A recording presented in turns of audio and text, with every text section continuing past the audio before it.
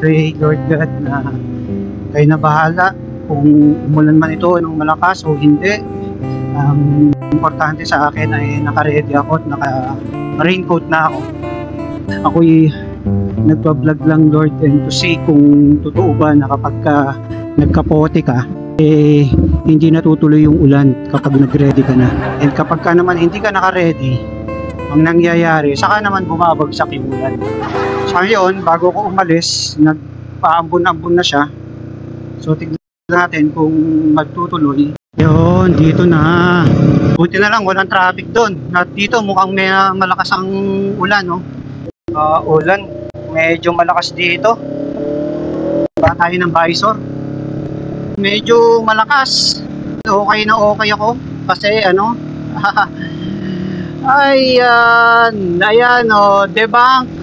Hindi totoo mga ka-audits na kapag nagkapote ka, hindi matutuloy ang ulan. Kapag umalis ka na umaambon na at hindi ka nagkapote, yung sigurado mababasa ka. Ang lakas ng ulan. So malakas ang ulan. Ramdam ko sa paa ko yung parang tinutusok-tusok pa ng karayom. Ang sakit! Ang sakit sa hita. Sakit! Dito tayo sa, ano ba to? Saan ba nakabukas? Dito tayo. Dito. Kasi nagtakbuhan sila dun eh. So dito tayo. Yan. Pup. Yun. Nabasa. Ay, grabe. Ang lakas ng rain. Lakas mga ka-audits. Dito, medyo tumilaw. Di ko naramdam yung patak ng ulan dito. Tingnan natin. Maulan pa. Di pa pwede magbukas ng visor. Basa yung muso ko eh. Meron pang ulan. Haba, grabe, haba. Ang haba oh. Ang haba eh. Martes pa lang naman ngayon.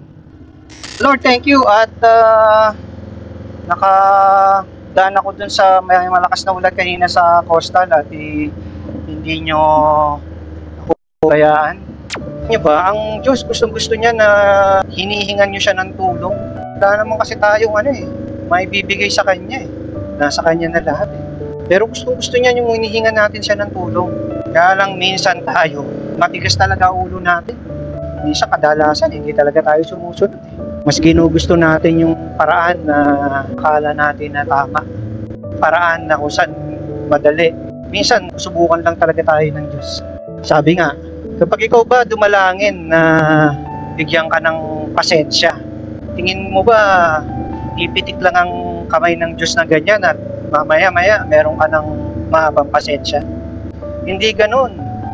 Magbibigay ang Diyos ng opportunity or oportunidad para ites ang pagiging pasensyosa natin.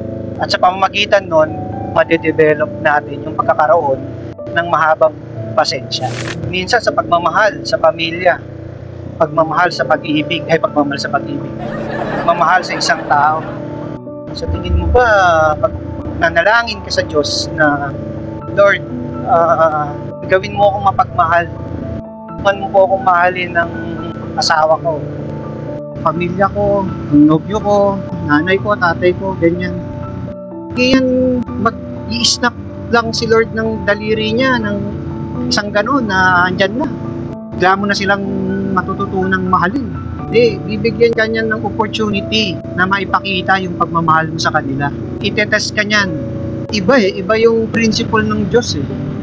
Sa principle ng tao. Ito yung kaisipan niya sa kaisipan natin.